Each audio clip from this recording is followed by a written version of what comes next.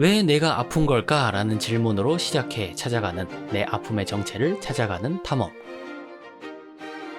과학으로서 발전하는 과정에서 의학이 병명을 붙일 때는 어떤 기본적인 논리에 근거해서 병명을 붙이느냐 하면 그 아프다라고 하는 신체 기관, 소위 말해 신체 부위, 그 다음에 그 아픈 정상이라고 이야기하는 것, 또 그 아픈 것이 어떤 이유 때문에 일어날 것이라고 막연히 추측되거나 믿어지는 것, 그런 내용들을 다 고려해가지고 거기에 대한 정보들을 가장 잘 담은 이름을 갖다 붙이는 것이 병명이에요. 이거는 그 병명을 또 나름대로 의사들이 권위를 가지기 위해서 영어로 이름을 붙이는 게 아니라 라틴 말을 기준으로 해가지고 병명을 만들고 또 그거를 이 의사들이든 학자들 사이에 통용을 한다. 그거는 생물학에서 분류학을 할 때 라틴을 분류를 하는 그 전통, 또는 사제들이 라틴 말을 사용을 함으로써 이 권위를 나타내는 그 전통이 그대로 이어져 왔다라는 것을 생각을 하면 여러분들이 이 행위 자체가 상당히 체계적이고 논리적이고 그러면서 통념적인 권위까지도 갖춘 아주 훌륭한 행위라는 것을 알 수 있을 거예요. 그거는 그 집단이 스스로의 권위를 지키기 위해서, 추구하기 위해서 보이는 아주 뚜렷한 활동이에요. 특히 19세기에서 20세기에 들어와서 인간이 몸의 병에 대해서 의학이라는 학문이 만들어지면서 이 몸의 병에 대한 나름대로 과학적인 탐구가 일어날 때 병은 다 의사들이 치료를 해야 된다라고 믿는 그 시점에서 몸의 병은 아니고 마음의 병으로 뚜렷하게 제시가 됐던 병이 히스테리아라는 병이에요. 그래서 그 당시 의학자들한테 이건 분명히 몸의 정상으로 또 나타나는데 몸에서 뚜렷한 이유를 발견하기는 힘들고 분명히 뭔가 문제가 있는 것 같은데, 그랬을 때 몸의 문제라고 굳이 연결을 시켜서 이야기한 것이 신경의 문제고 뇌의 문제라고 생각하는 병, 그걸 이제 히스테리라는 이름을 붙이는 병명에서 시작이 된 거예요. 그런데 그 히스테리 병이라는 것이 뇌의 문제가 아니고 신경의 문제가 아니다라는 것을 나중에 알게 되는 이 과정이 20세기에 들어와서 새로운 분야로 만들어지는 이 전문적인 활동으로까지 연결이 되기 시작하는데, 그 히스테리 환자 중에서도 더 심각한 증상을 보이는 환자가 스키조프레니아라고 하는, 히스테리라는 이 명칭을 쓸 때도 스키조프레니아라는 명칭도 동시에 있었어요, 사실. 근데 이 스키조프레니아라는 이 병명을 붙이는 환자들은 더욱더 치료할 방법이 없고 이거는 악마가 붙었다라고 밖에 표현할 수 없을 정도까지도 심한 병이라고 생각해서 무조건 어사일럼에 집어넣었던 게, 왜 이 사람들은 몸이 찢어진 게 아니라 또 다른 아픔을 만들어내는 마음이 완전히 찢어진 것 같은 그런 행동을 보이기 때문에 그거를 한국말로 그대로 번역을 하면 정신분열증이라고 하는 병명으로서 스키조프레니아 환자들을 명칭을 만드는 거예요. 20세기에 들어서 의사들은 분명히 스키조프레니아라는 이 병을 겪는 환자들은 마음이 쪼개진 거야. 마음이 진짜 종이가 찢어지듯이 찢어졌기 때문에 이런 행동을 보일 거야. 환청, 환시, 환각, 망상, 와해된 언어. 이러니까 이 마음이 쪼개졌기 때문에 이거는 완전히 미친 거고 이거는 어떻게 할 수가 없어. 이 사람들을 치료할 방법이 없어. 그냥 사회로부터 격리시켜서 가둬놔야 돼. 라는 상황이 된 거예요. 스키조프레니아를 정신분열증, 그것도 병도 아니에요. 정신분열증이라고 하는 그 이름을 붙인 거를 오늘 갑자기 조현병이라고 하는, 전혀 정상을 나타내는 것도 아니고, 그 다음에 신체 부위를 언급하는 것도 아니고, 또 그 병을 겪고 있는 환자의 상황을 나타내는 것도 아닌 조현병. 이거는 환자 입장에서 그 병을, 또는 환자의 아픔을 나타내는 병명이 아니라, 의사들이 조현병이라고 이름을 붙여서 썹시다라고 정신과 의사들이 이 이름을 갖다 붙였을 때, 이 조현병의 뜻은 악기의 현을 고른다라고 했대요. 이거는 뭐를 나타냈냐면, 환자가 겪는 병을 이야기한 게 아니라 환자를 다루는 의사의 입장에서 이 병을 보겠다라는 것을 너무나 뚜렷하게 이 병명으로서 표현을 했다는 것을 알려주는 거죠. 그래서 지금 한국말로 조현병이라고 이름 붙이는, 우리 마음의 아픔을 나타내는 이 병은 환자의 마음을 나타내는, 환자의 아픔을 나타내는 병명이 아니라 그 환자를 다루는 의사의 마음을 나타내는 병명이라는 아주 놀라운 상황을 알려주는 것이 조현병이라는 이름이라는 것을 여러분들이 먼저 알아야 된다는 거죠. 그 말은 뭐냐 하면, 환자의 아픔을 이야기할 때 그 아픔을 치료하고자 하는 의사의 마음을 있는 그대로 잘 나타낸 것이 바로 조현병이라는 병명이다 라는 것을 여러분들이 먼저 아셔야 된다는 거죠. 이거는 상당히 놀라운 현상을 이야기해요. 환자의 병을 치료한다고 했을 때 환자의 입장, 환자의 아픔, 환자의 상태를 중심으로 그 환자의 병을 볼 것인가, 의사의 입장, 의사의 시선을 중심으로 병을 볼 것인가라고 할 때, 조현병이라는 병명은 절대적으로 의사의 시선으로, 의사의 관점에서 병을 보겠다는 것을 아주 잘 나타낸 병명이다 라고 여러분들이 해석을 하면 되는 거죠. 조현병. 참, 조현병만큼 황심소에서 자주 언급되는 병명도 없을 듯 합니다. 그런데 이 악기의 현을 고른다라는 의미의 조현병, 정신분열증의 한국식 병명, 이 병명에 담긴 의사의 시선에 대해 생각해 보신 적이 있을까요? 환자의 겪는 아픔, 병을 잘 표현해주는 병명도 아니고, 환자나 그 가족들이, 주변인들이 환자의 통증을 잘 이해하기 쉽게 표현해주는 병명도 아니고, 환자의 정신적 아픔을, 마음의 병을 악기, 물건 취급하며 아리까리하게 표현한 이 병명은 환자의 아픔을 환자의 시선이 아닌 의사의 입장에서 이 병을 보겠다라는 아집과 오만함이 담겨 섬뜩하리만큼 차갑게 느껴집니다. 참고로 2013년 8월 27일 국민일보 기사에 나온 한국의 조현병 병명 개정 세계가 인정이라는 기사 알려드릴게요. 놀랍게도 정신과 의사 선생님들이 조현병이라는 병명을 꽤나 흡족해 한다는 거 기사에서 확인할 수 있을 겁니다. 근데 세계가 뭘 인정했냐고요? 이거 진짜 웃깁니다. 한국에서 정신분열증을 조현병이라고 바꿔 부른 뒤 한국에서 조현병 진단받는 환자가 확실히 늘고 있다라는 내용이 학술지 란셋에 실었다. 그리고 정신분열증 환자가 늘어난 게 정말 자랑스러워해야 할 내용인가요? 정신분열증으로 낙인 찍힐까 두려워 병원에 오지 않는 환자들을 오게 하려고 뭔 병인지 잘 모르게 애매한 명칭으로 바꿔 불러 정신과를 많이 오게 만들었다라는 게, 그러니까 병명을 바꿔 환자를 유인했다는 거, 세계적으로 인정받았다 말하고 싶은 건가요?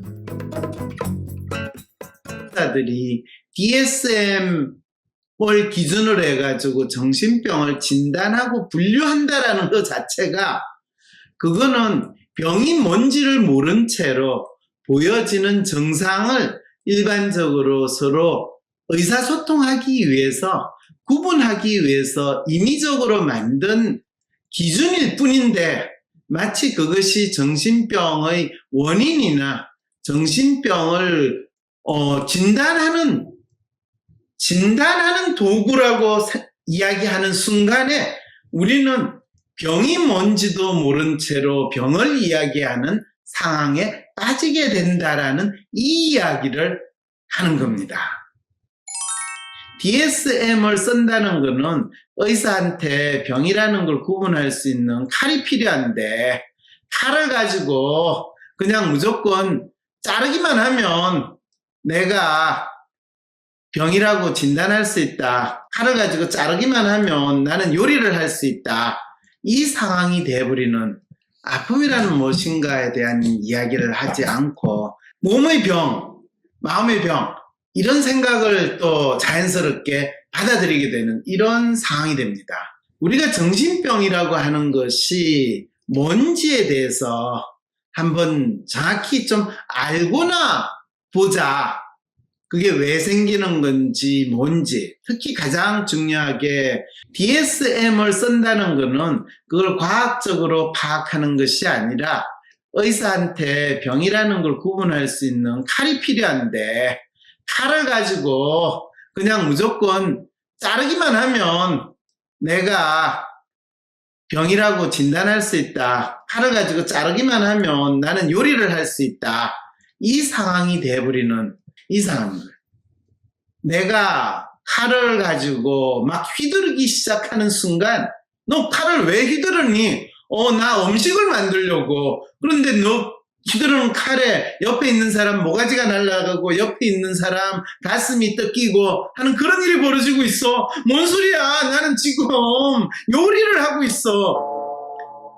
이런 상황에 여러분들 혹시 처하는 것이 DSM이라는 기준으로 어떤 사람을 정신병 환자로 진단하고 분류하는 상황이라고 한다면, 자, 왜 그렇습니까? 왜 내가 아픈 걸까라는 질문. 내가 정말 이 아픔에서 벗어나고 싶다면 진짜 중요한 게 내 아픔의 정체를 파악하는 건데, 그런데요, 진짜 마음이 아프니까 정신과를 찾아간 적이 있는데, 그때 정신과 의사가 말하는 제 아픔의 이유, 내 머리에, 내 뇌에 문제가 있어 생긴 우울증이라는 진단은 정말이지 받아들일 수 없었습니다.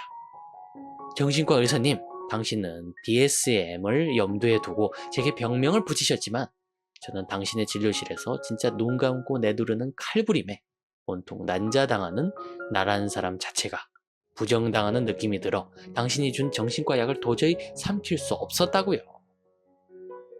그지만 저도 이해는 합니다. 당신은 모범생으로 생활해 정신과 의사까지 되었지만 내 마음의 아픔을 있는 그대로 파악하고 확인해서 어떻게 치료해야 할지에 대해서는 들어본 적도 배운 적도 생각해 본 적도 없다는 것을요. 그래요. 당신은 제 무너져 내리는 마음을 어떻게 공감하고 공유해야 할지를 몰랐을 뿐이라는 것. 그런 당신을 전문가라고 생각하며 전적으로 내 아픔을 맡겨버리려 한 내 잘못이 더 크다는 걸 이제 저는 알게 됐습니다. 정신과 선생님, 당신은 나의 아픔, 마음의 병을 토끼로 보셨지만 그래서 제 몸의 문제, 제 뇌신경의 문제인인 뇌에 영향을 주는 약품을 먹으라 하셨지만 당신이 나의 아픔을 무엇이라 부르든 간에 나는 내 마음의 아픔을 내 눈에 보이는 그대로 분명하게 오리라고 할 겁니다. 그렇게 당신께 말씀드리고 그 진료실에서 당당하게 돌아 나올 겁니다. 자, 우리 앞에 아픔에 시달리는 젊은 여성 한 분이 나올 겁니다. 놀랍게도 그녀는 물리치료사로 10년간 일해왔다고 합니다.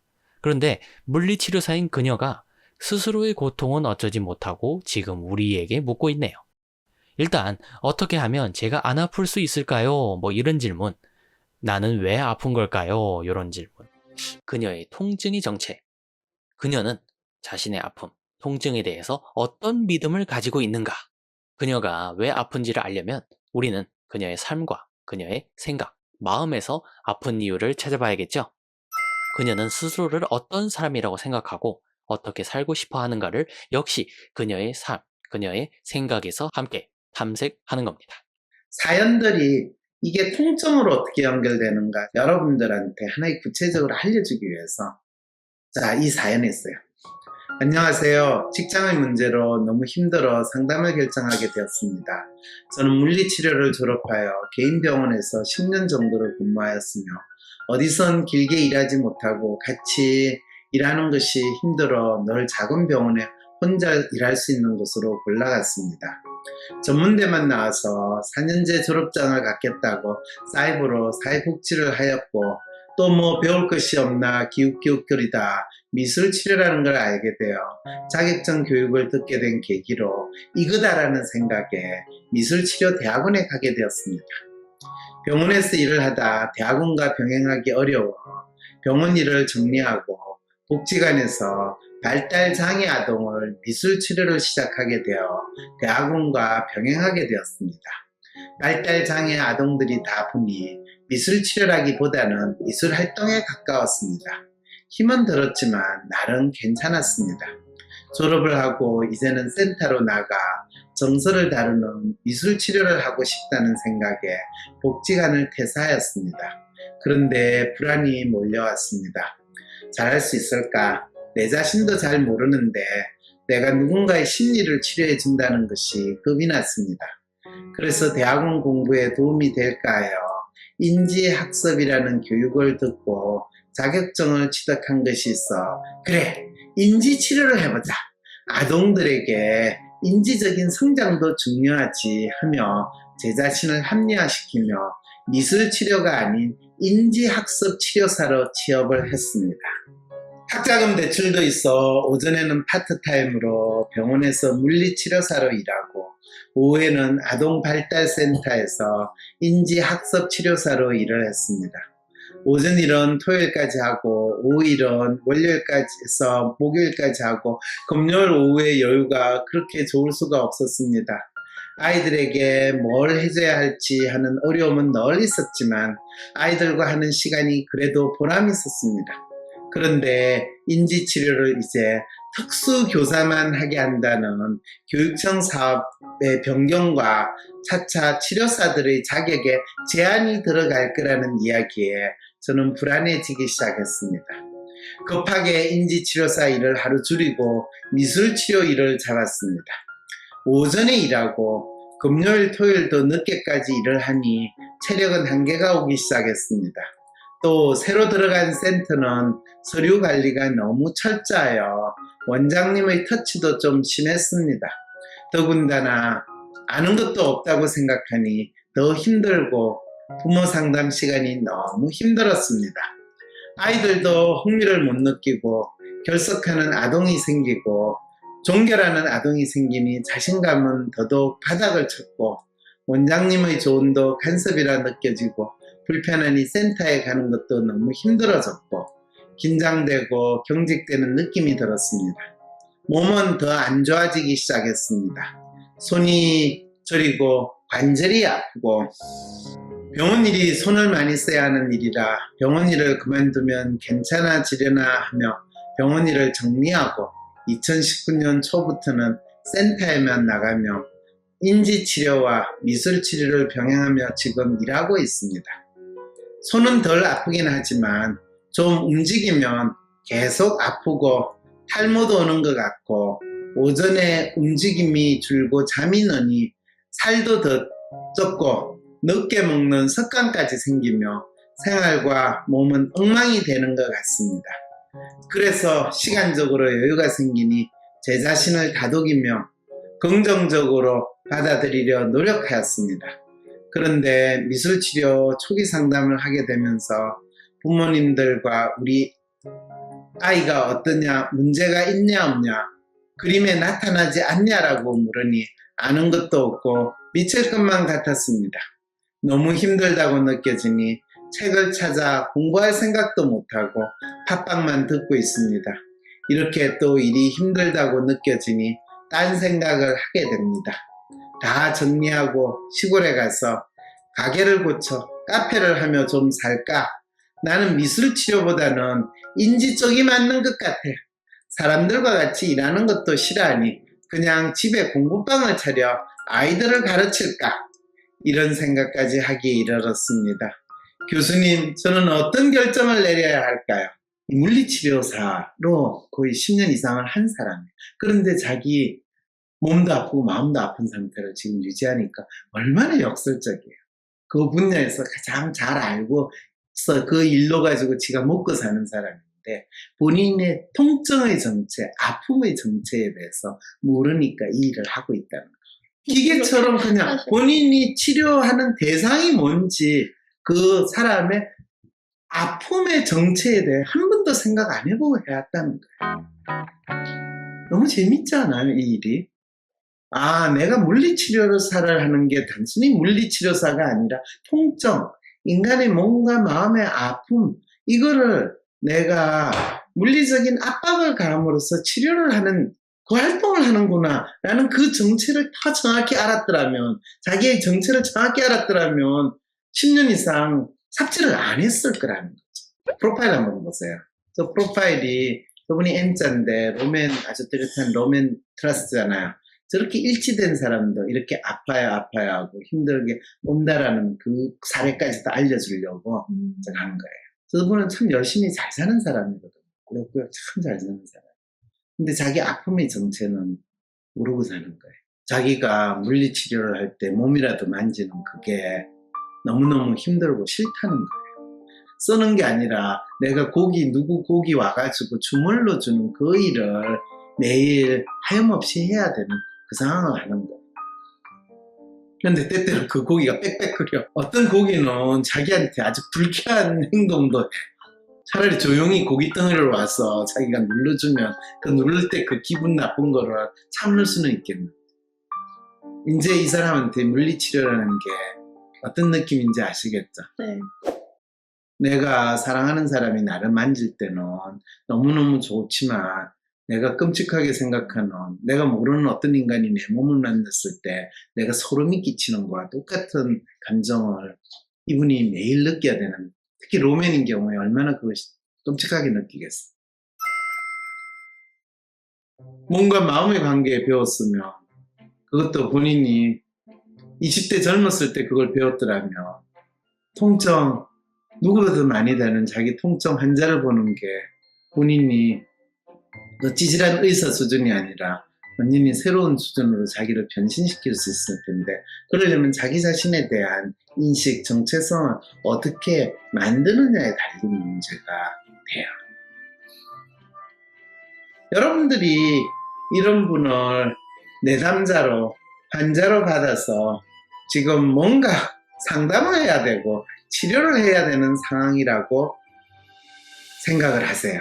숙제, 어떤 질문을 여러분들한테 제가 던질까요?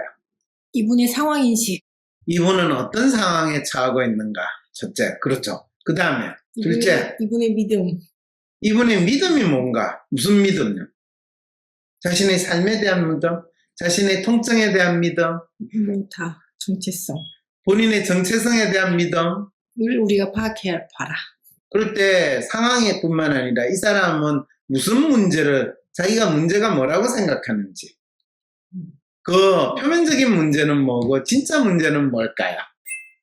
이 사람은 자기 자신의 정체성은 뭐라고 생각할까요? 자기 자신의 삶에 있어 의미는 뭘까요? 이 사람이 현재 보이고 있는 일과 생활은 뭘까요? 어떤 사람의 마음을 아프다라고 하는 그를 처음 접하게 되는 어떤 심리 상담하는 사람, 심리 치료하는 사람, 또는 의사, 이 모든 사람들의 그 사람으로 빙의가 돼가지고 이 사람을 접하게 되는 이 상황이 되네요. 이런 마음으로 여러분들이 숙제를 받게 되겠죠? 네. 이 사연을 받았어요. 그럴 때 마지막에 여러분들이 답을 해야 되는 거는 이 사람이 느끼는 아픔이라는 거를 여러분들은 이 사람 입장으로 빙의했을 때 어떻게 아픈 건가? 통증 전문의한테 간다면 어떤 치료를 받고 어떻게 될까? 또 정신과 의사한테 이분이 간다면 이분은 어떤 진단을 받고 어떤 또 약을 받을까? 이런 상상까지 하면서 여러분들이 이 숙제를 배우시면 되겠죠.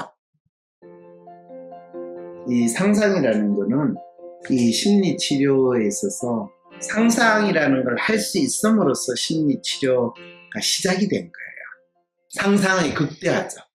인간이 상상을 할 수 있다라는 것을 인정함으로써 심리라는 것, 마음의 존재, 이 모든 게 가능하기 시작한 거예요. 내담자의 입장과 그 내담자를 상담하는 상담자의 입장, 이 두 가지 입장 또는 관점을 상상해서 본인이 하라는 거예요. 12년간 물리치료사, 인지치료사, 미술치료사로 살아오는 동안 팟캐스트로 황심소까지 듣고 있는데도 불구하고 예민하고 섬세한 그녀가 착하고 배려심 많고 성실한 그녀가 끝없이 반복되는 당장의 직장, 학교, 자격증에 치여 살고 있었어요. 자기가 누구인지, 자기는 어떤 특성을 지닌 사람인지, 자기가 어떻게 살고 싶은지를 스스로에게는 묻지도 않고 그래서 알지도 못한 채 말입니다. 이해가 될 것 같아요. 이해가 갈 것 같으세요? 네.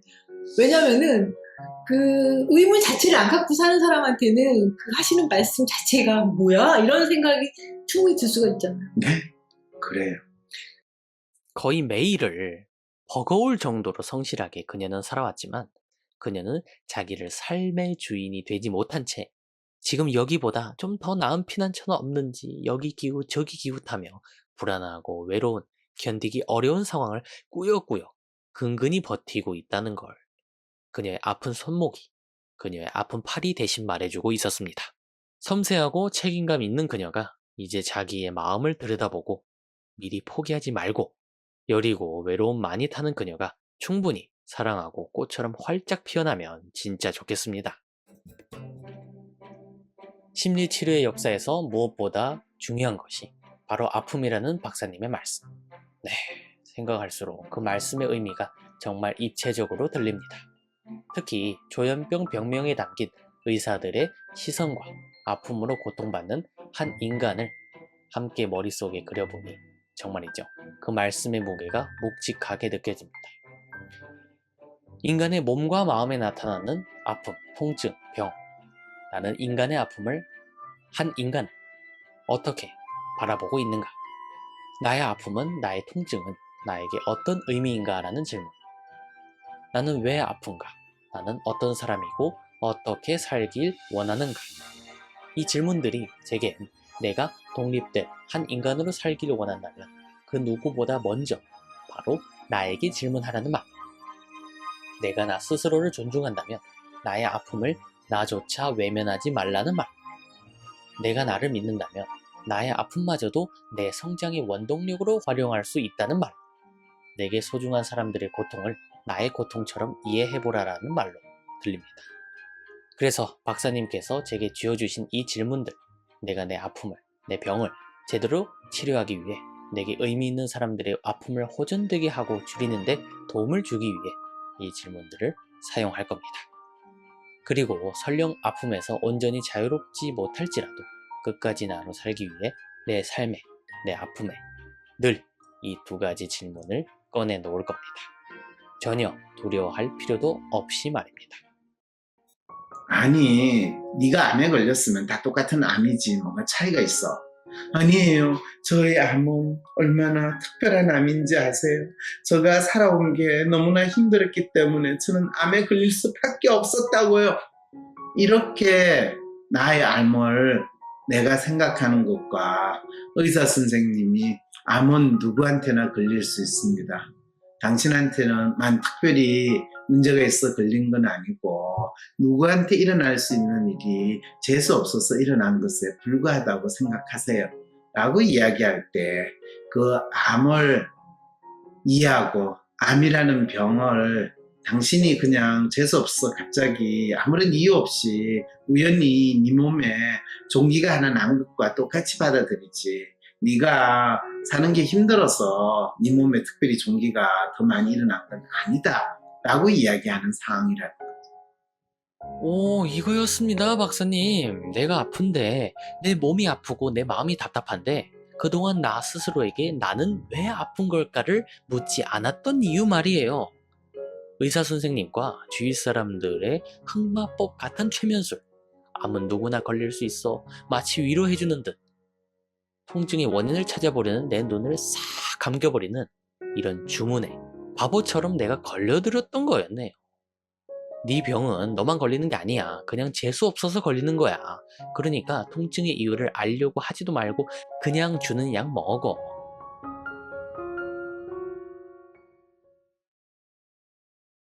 마음과 몸에 대한 통찰. 그래서 결국 나를 알게 되는 이런 멋진 방송은 앞으로도 계속 됩니다.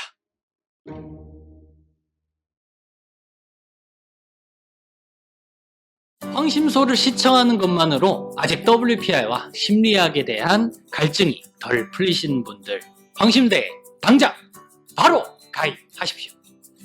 이런 분들께 황심대는 질적으로나 양적으로나 최적의 온라인 교육 서비스가 될 것입니다. 황심대는 유튜브 멤버십으로 매달 외식 한번 하는 값으로 새로운 삶과 새로운 지식과 새로운 깨달음을 넘치도록 얻으실 수 있습니다. 컴퓨터 화면에서 채널명 옆에 가입 버튼 꾹 눌러주시기 바랍니다.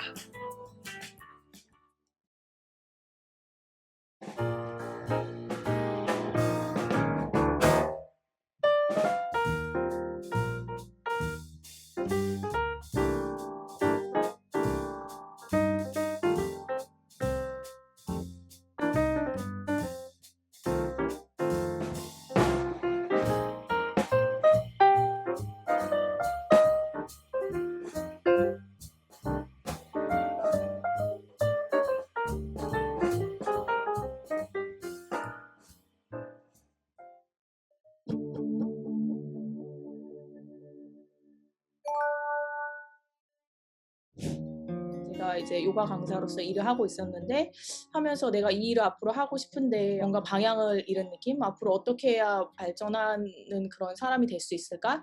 나이가 30이 넘어가고 30대 중반에 이제 가까워지면서 앞으로 어떤 삶을 살아야 되지에 대해서 더 계속해서 깊게 더 생각하게 됐던 것 같아요. 그 생각이 점점 커지면서 어느 순간은 도저히 뭔가 방향을 잃은 것 같다. 이 상태로는 계속해서 앞으로 뭔가 나아가는 느낌이 없다. 이런 생각이 들어서 진짜 이거를 좀 더 본격적으로 배워봐야겠다. 이런 생각이 강하게 들었던 것 같아요. 그래서 초급 워크숍부터 중급, 고급 이렇게 쭉쭉 해서 전문가 과정을 이제 마치게 됐습니다. 안녕하세요. 지금 호주 시드니에 거주하고 있고 요가를 가르치고 있는 요가 강사 박미경이라고 합니다. 누군가 나한테 너는 이런 성향이고 이런 사고 패턴을 가졌어라고 말해준 적은 없었죠. 그러니까 제가 약간 뭔가 남들과 다르거나 이런다는 거에 대해서는 조금 알고는 있었는데 근데 다르다는 게 약간 틀리다는 거와 같이 가는 경향이 있잖아요. 그러니까 내가 뭔가 잘못됐나? 이래서 저 스스로에 대해서 뭔가 더 혼란스럽고 남들과 뭔가 맞춰가야 되나? 이런 생각이 항상 마음속에 있어서 더 이도저도 못하는 약간 그런 상황에서 계속 있었던 것 같아요. 스스로에 대한 이해나 이런 부분이 조금 더 늘어날수록 또 주변 사람들을 보는 시각도 많이 변하게 되더라고요. 예전에는 어떤 사람이 어떤 행동을 했을 때 저 사람은 왜 저런 행동을 하지? 그냥 막연히 이렇게 생각했다면 지금은 그 사람의 마음 작동에 의해서 저런 행동을 하는구나 하면서 조금 더 넓은 시각으로 상대방을 이해하게 된다는 거.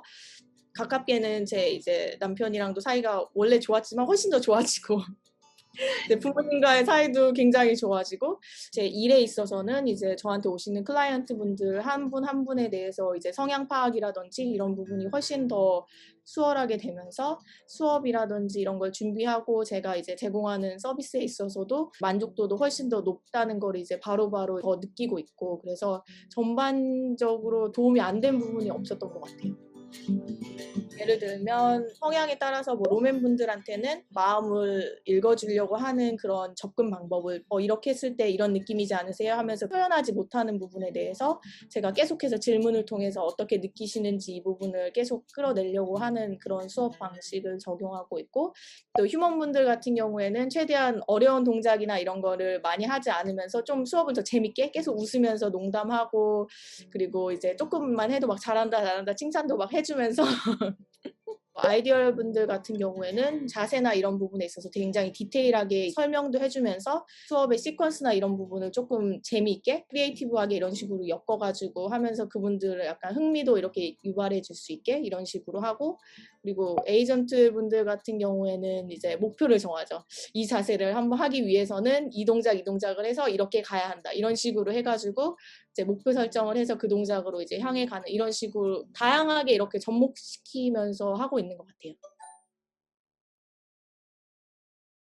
시간적인 면에서는 전혀 부담이 없었고, 그리고 편한 시간대에 이제 들을 수 있기 때문에 아래는 파자마 입고 뒤에는 제 가디건 걸치고 편안한 차림으로 들을 수 있었던 것 같아요. 그래서 시간적인 부분이라든지 장소 이런 거에 구애 없이 이제 원하는 공부를 할 수 있다는 게 굉장히 큰 장점이었던 것 같아요. 그래서 사실 지역이나 이런 거 문제 없이 그 내가 원하는 이런 고급 정보에 대해서 배울 수 있다는 게 진짜 너무 좋은 기회였던 것 같아요. 아, 이게 진짜 굉장히 인간의 마음에 대해서 과학적이고 논리적인 사고를 통해서 접근하는구나. 제가 가야 될 방향성이라던가 그런 부분에 있어서 굉장히 뚜렷해졌고 막연하고 불안했던 마음들도 굉장히 많이 없어졌던 것 같아요.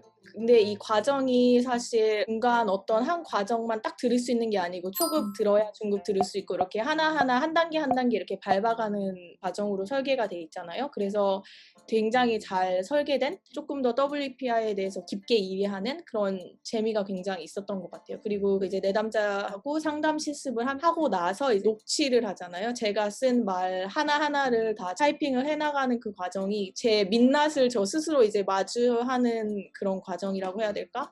저 스스로를 진짜 이렇게까지 파헤쳐서 본 적 있을까? 이런 생각이 많이 들어요. 그래서 그 녹취하는 과정이 정말 저 스스로를 또 이해하고 하는 부분에 있어서는 가장 도움이 많이 되지 않았나 이렇게 생각합니다.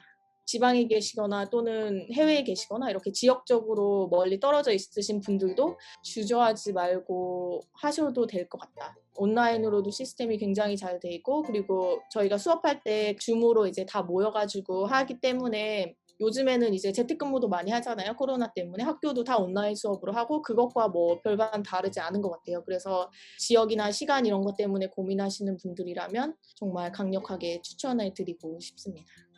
개인적인 바람은 해외에 거주하시는 분들이 조금 더 많이 WPI를 하셨으면 좋겠다 이런 생각을 많이 들어요. 왜냐하면 주변에 여기 호주에서 태어나서 자란 친구들이라든지 이런 분들도 검사를 다 시켜보면은 절대 이게 한국인의 특성만을 보여주는 검사가 결코 아니고 그 누구에게도 다 적용될 수 있고 세계 어느 곳곳에서도 이제 WPI가 퍼져나가서 적용되는 그런 걸 한번 보고 싶은 개인적인 소망이 있습니다.